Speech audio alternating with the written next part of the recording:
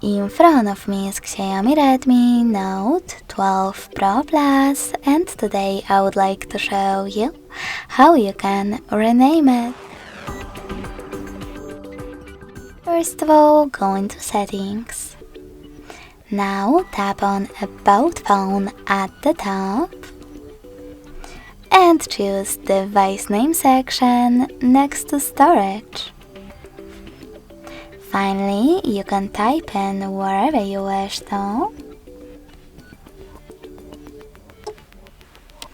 and save your changes by tapping on this check mark at the top right corner.